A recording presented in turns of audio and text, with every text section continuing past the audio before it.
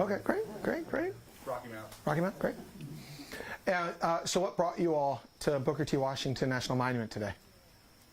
I'm visiting friends here, and they brought me over here. Okay, so you knew about it in advance? Yeah. Great. And so how did you know it was happening just because it's the Juneteenth weekend? Did you see it on the news or? I think it was the news. Okay. Or I think it was online. Okay. Maybe DBJ7, maybe. Okay. You said the right thing.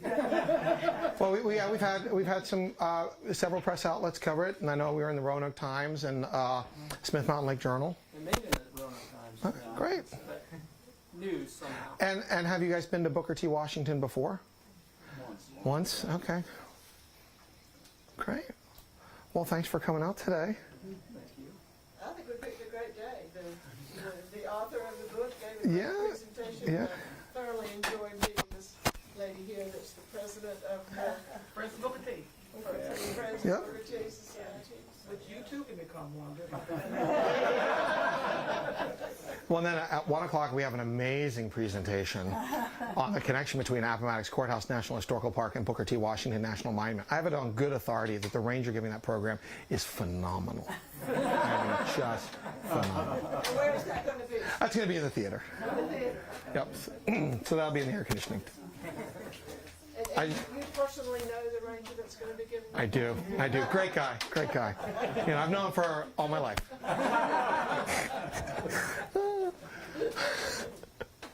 How you doing? If you're coming through, you're more than welcome to. In a moment, we're going to unveil some of our new signs. Well, okay, great. And where are you visiting from? Roanoke, great. Awesome. I forgot how hot this sign gets. Ooh, it's warm. If it's like this, we'll be all right, you know, because you can go from shade to shade.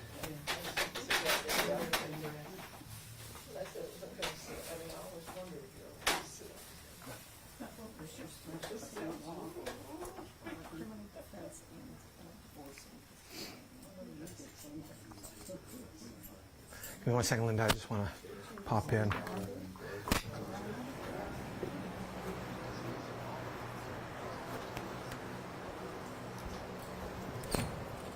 Welcome to Booker T.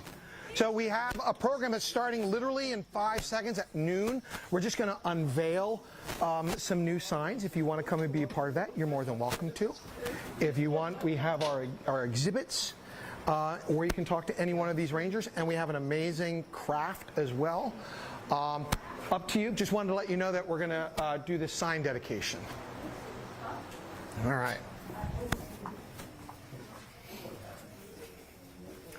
All right, we had a family arrive, and I just wanted to let them know what we were going to do. Well, it's noon, all right, so we're going to go ahead and get started. So, Barbara, would you join me over here by the sign? So, my name is Jim Bailey, and I have the honor of being the superintendent of Booker T. Washington National Monument and Appomattox Courthouse National Historical Park. And one of the things that I've been very passionate about at Booker T. Washington National Monument over the last year is increasing our educational signage throughout the park. Years ago, there were signs in the historic zone, but those were taken out probably about 10 years ago. I'm sorry. That was distracting. I apologize. Right. So the signs. And so I started talking with my staff and with the Friends of Booker T. Washington about this need. And so over the last few months, we've done the research, the writing, of course, the review, the editing, polishing drafts. We had a visual information specialist, Ranger Linda here, who helped with the actual physical design, and just trying to get a theme visually, and then also make sure that we hit all of the important subject matter throughout the park. The idea being that throughout your visit, hopefully you'll talk to a park ranger who can answer your questions. Hopefully you've had a chance to see the movie and go through the park visitor center exhibits. But then also while you're out on the grounds, these signs help kind of anchor you to the spot and what transpired there. And so today, I am very excited to announce that we have placed 11 brand new educational signs throughout the park. 2 of them are out on the back trail, so even if you're out on the 1.5-mile loop trail, you'll come across that surprise. 9 of these signs are in the historic core. And these signs specifically cover the creation of the park and then Booker T. Washington's experiences through this landscape, which was once a landscape of slavery, but in the spring of 1865 becomes a landscape of emancipation and freedom. And so the sign down there that you can see underneath the cedar tree by the kitchen cabin talks specifically about that moment of freedom. Come on out, Kay. And so the signs were researched by rangers with the National Park Service. We had our colleagues at Appomattox Courthouse help review and edit them for accuracy. We had a ranger, Brittany Lane, who worked here several years ago. She's now at Harriet Tubman National Monument up in New York State. She helped review the signs. And then one of our incoming rangers this summer is graduating in December with her PhD in antebellum and Civil War history. And so we got that extra level of review. I shared the text and the designs with our park philanthropic partner, the Friends of Booker T. Washington National Monument, and I presented them with the opportunity to support the National Park Service by purchasing these signs for the park, and I'm very excited to say that they were enthusiastic support of doing that. And so what I'd like to do is now introduce the president of our Friends group, Dr. Barbara Board. Hello, everybody. It's a good day for you to be here today because not only you're here to help us to celebrate Juneteenth, but you're also here to help us continue to tell the story of Booker T. Washington. And I want to compliment Jim and the park staff for putting together this collection of interpretive signs because it's a beautiful landscape, as you can see. And it's a beautiful day to be here on it. But it's easy when you walk through here. If you didn't have something to tell you the story could get lost on you. And so hopefully, not only are you going to have a pleasant stroll through a beautiful Blue Ridge Mountain location, but you're going to have a chance to get lost in the story of Booker T. Yeah. And the Friends group, our mission, of course, is to advocate for that story and make sure it's known.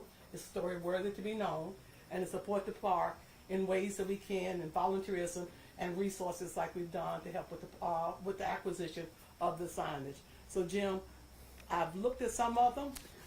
Thank you. Great job. Thank you. Thank you for your support. So we're going to, in a moment, do a countdown and unveil the first sign. The first sign talks about the creation of this national park site. Today there are over 430 national park sites across the country. And they all have different designations. National park, national battlefield. We're a national monument. And we were created not by proclamation through the executive office or the president, but in 1956 through law, through legislation passed by Congress. Congress set aside this birthplace as a public national memorial to Booker T. Washington, a noted educator and apostle of goodwill. So will you help me with the countdown? We'll start with 5 and then count down to 1. And then we'll pull it off this way. Okay, ready? 5, 4, 3, 2, 1. Hey. All right. Thank you. Thank you again, Dr. Board. Thank you. And so this one talks about the creation of the park, what is here now, and gives us an artist's rendition of what the original landscape might have looked like, because it has changed over time with different buildings and different ownership. Okay. Does anybody have any questions? Yes? What is the future of this monument? Do you feel like it is safe or is it not safe? I'm sorry if I put you on the spot, but What I would say is that national parks were set aside for the American people. They belong not to the National Park Service and not just to Franklin County, but they belong to all Americans. And that this particular national monument has been visited by people from all over the United States and all over the world. Just last week, we had visitors from Germany, Australia, and the United Kingdom, as well as all 50 states. And so I think that speaks to the power of our shared national past and that draw that you all felt to come here today. You could have done anything today. You could have enjoyed Smith Mountain Lake on a hot day. And I like to do that too. There's absolutely nothing wrong with that. But the fact that you chose to come one step closer to your national past and to visit your national park, I think speaks volumes about all of you. So I thank you for that, and I encourage you to keep visiting national park sites and to take, what you learned here today in that visit with you. We're on a journey. 160 years ago might seem like a long, long time. It's not. It's the blink of an eye. And I think the value of national parks like this is it helps erase those years by being on that actual site. So if you'd like, what I'm going to do now is I'm going to walk down to that sign, because I think that's my favorite sign, because that talks about the moment of emancipation. And as Barbara pointed out, it's the weekend of Juneteenth. It's the 160th anniversary of Juneteenth. It's also the 160th anniversary of Booker T. Washington's emancipation.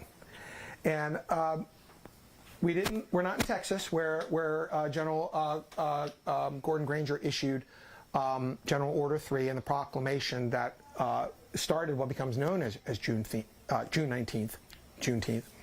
So we can't go there today, but we can be here at a site of emancipation. When General Robert E. Lee surrenders on April 9th, 1865 at Appomattox, that starts moments of emancipation throughout Southside Virginia and Central Virginia. And so very quickly, federal soldiers come here and informed Jane and her 3 children that they're now free, that the Emancipation Proclamation is in effect. And over the next 10 weeks, that process of emancipation will take place at every small tobacco plantation here in Virginia, and then spread with the federal armies across the South, culminating with the arrival of 2,000 troops in Texas on June 19th, 1865. So if we can't be in Galveston today or this weekend to celebrate Juneteenth, being here on a site of emancipation is just as good, if not better, for us in Franklin County because of the connection to Booker T. Washington. What happens here is going to change his life and change the course of American history. I mean, think about that. It changes the course of American history because he goes from being enslaved to being free, and what he does with his life is an inspiration. It's a challenge. It's a challenge. His legacy echoes down through the ages to all of us. How are we going to contribute to our community? How are we going to contribute to our nation? It's a clarion call. I would just do a PS to what Brenda said, just the response to your question. Certainly, I want you to understand his story, recognize his story, because it's our story. It's the story of us when our country had to be reimagined, had to be redefined, and Booker is one of the authors of that. Yeah. And so it's very important that we maintain and retain the blueprint of our story. And so that's the best that we both can say. Our story is worth maintaining. And so hope you take it in. And like I said, our role as friends is to advocate and make sure the story is known. Become ambassadors with us, please. Thank you very much. Thank you. And again, if anyone wants to walk down